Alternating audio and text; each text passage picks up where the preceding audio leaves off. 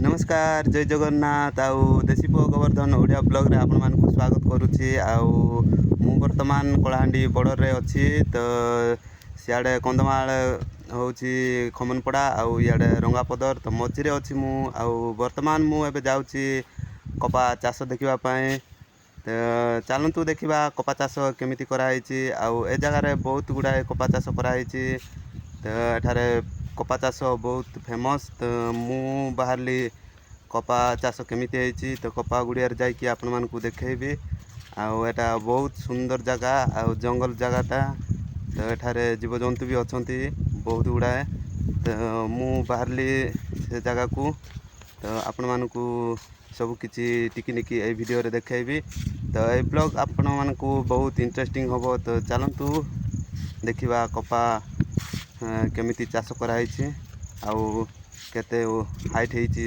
से सब देखा। तो फ्रेंड्स ये धान चाष देखी पारुथे पूरा कला झिमझिम होगी बहुत सुंदर लगुच तौक भी कराई तो मुझे घर बा दरी टणा होता से जगह को जीवी सेठारे कपा चाष कराई तो चलतु देखा तो कौन करवा जावाक पड़ो कहीं कई भी घर ना तो मत ही जावाक पड़ो तो मु चलली केते एरिया कराई आउ केमिति देखा जाउची आपण मानकु सब किछि देखैबी आउ देखि पारुथिबे जंगल एरिया तो सिनेमेटिक सीन पूरा बहुत सुंदर लगुची आउ एठारे जे कोनोसी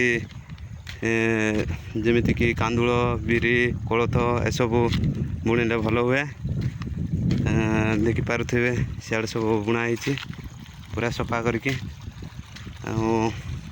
पानी तो अभाव ना तो पानी चली ये वर्षा मसरे पानी एमती चारिआडे थाए तो एबे मु हुड़ा उपरे चलली आटा को डेईकी जावाक पड़ो मत पारे केते गात तो फ्रेंड्स आउ मक्का चाष भी कराई बोधे तो मु केबे आसी नथिली वर्तमान आज ही आसूची बहुत थर आसती ससुर घरे किंतु तबे भी कपा चाष देखी आसी नथिली आबे वर्तमान मु देखिबी केमिति हेची तो पाखक जाइए आपण मानकु देखैबी।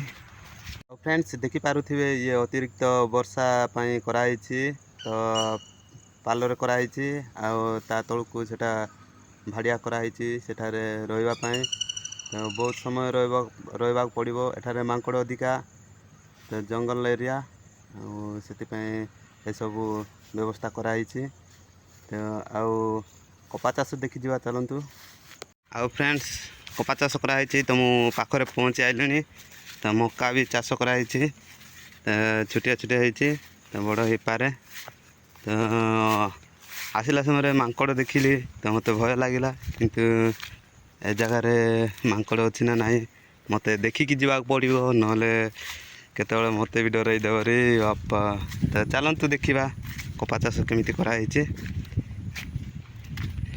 तो वर्तमान पहुँची आसिली तो ये नुआ जगार कराई ए वर्ष तो बहुत सुंदर होती देखि पारुथिबे तो चारिआडे पूरा कपा चाष केमिति कराई तो घास बछा सरी हुड़ा भी दिखाई कपा बाहर लाणी कि नहीं देखि पारुथिबे फूल होगापाई बाहर लाणी हो कि आउ मासे दी मास भितर तो आउरी भी हाइट हम किंतु एटा छुटिया कपा किंतु केते एरिया धरी देखुं तो केते बड़ बड़ गछ होती माने ओसारिया किंतु हाइट अधिका नुह कम तो सियाड़े से भालिया गछ जाक भी अच्छी तो फ्रेंड्स देखि पारुथिबे ये हूँ कलाहांडी बॉर्डर आखक लगे टावर खुंट भी लगी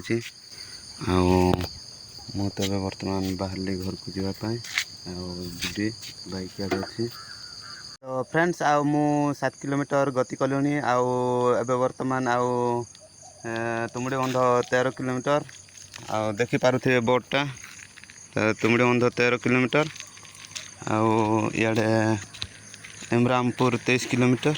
ଆଉ ମୋତେ ଯିବାକୁ ପଡ଼ିବ, ମୁଁ ସିଆଡ଼େ ବାଇକ୍ ରଖିଛି ତ ତୁମଡ଼ି ବନ୍ଧ ଯିବି। ମୋତେ ମେନ୍ ରୋଡ଼ରେ ଗଲେ ଅଧିକା ରାସ୍ତା ପଡ଼ିବ 13 କିଲୋମିଟରରୁ, ଆଉ ଆମ ଗାଁକୁ ଆଉ 7 କିଲୋମିଟର ଯିବାକୁ ପଡ଼ିବ, ତ ମୁଁ ସର୍ଟକଟ୍ରେ ଯିବି। ତ ବର୍ତ୍ତମାନ ମୁଁ ସର୍ଟକଟ୍ ଯିବା ରାସ୍ତା ଆପଣମାନଙ୍କୁ ଦେଖାଇବି। ତ ଭିତରକୁ ଯିବି, ଆଉ ତୁମଡ଼ି ବନ୍ଧ ରାସ୍ତା ଛାଡ଼ି ଦେଇକି ପୁଣି ଗଳି ରାସ୍ତା ସର୍ଟକଟ୍ ରାସ୍ତାରେ ଯିବି, ତ ମୋତେ ପାଖ ପଡ଼ିବ। ଆଉ ଚାଲନ୍ତୁ ଦେଖିବା। ଆଉ ମୋର ବାଇକ୍ ଦେଖିପାରୁଥିବେ ମୁଁ ଏଠାରେ ରଖିଛି। ତ ସକାଳୁ ସକାଳୁ ଦେଖିପାରୁଥିବେ ପୁରା ସିନେମେଟିକ୍ ସିନ୍, ପୁରା ବହୁତ ସୁନ୍ଦର ଲାଗୁଛି। ଆଉ ରାସ୍ତାଟା ପୁରା NH ରାସ୍ତା। ଆଉ ଫ୍ରେଣ୍ଡସ୍, ମୁଁ ମେନ୍ ରୋଡ଼ ଛାଡ଼ି ଦେଇକି ଗଳି ରାସ୍ତାରେ ଯାଉଛି, ତ ମୋତେ ପାଖ ପଡ଼ିବ।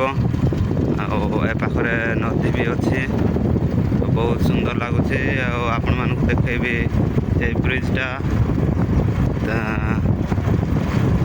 କେଉଁ ସମୟରେ କରାହେଇଥିଲା ଆଉ କିଏ କରିଥିଲେ ସବୁ କିଛି ଦେଖେଇବି। ସାଇନ୍ ବୋର୍ଡ଼ ଅଛି, ତ ପାଖକୁ ଯାଇକି ଆପଣମାନଙ୍କୁ ଦେଖେଇଦେବି। ତ ଇଏ ଦେଖିପାରୁଥିବେ ନଦୀ, ରାଉଲ ନଦୀଟା। ମୋତେ ଶୀଘ୍ର ଯାଇକି ପହଞ୍ଚିବାକୁ ପଡ଼ିବ, ତେଣୁକରି ମୁଁ ସକାଳୁ ବାହାରିଛି। ତ ତୁମଡ଼ି ବନ୍ଧର ରାସ୍ତା ଛାଡ଼ି ଦେଇକି ମୁଁ ସୁନାଗାଁରୁ ଟିକେ ଆଗକୁ ଲେଫ୍ଟ ସାଇଡ଼୍ ସର୍ଟକଟ୍ ରାସ୍ତାରେ ପଶିଲି। ଆଉ ସେଠାରୁ ପ୍ରାୟ ମୋତେ 3-4 କିଲୋମିଟର କମ୍ ପଡ଼ିଯିବ, ତ ମୁଁ ଡଡ଼ଙ୍ଗରେ ବାହାରିବି। ଭାଇରେ ଇଏ ହେଉଛି ରାଉଲ ସେତୁ ସୁନାଗାଁ। ସାଇନ୍ ବୋର୍ଡ଼ ପାଖକୁ ନେଇକି ଦେଖେଇବି ଆପଣମାନଙ୍କୁ।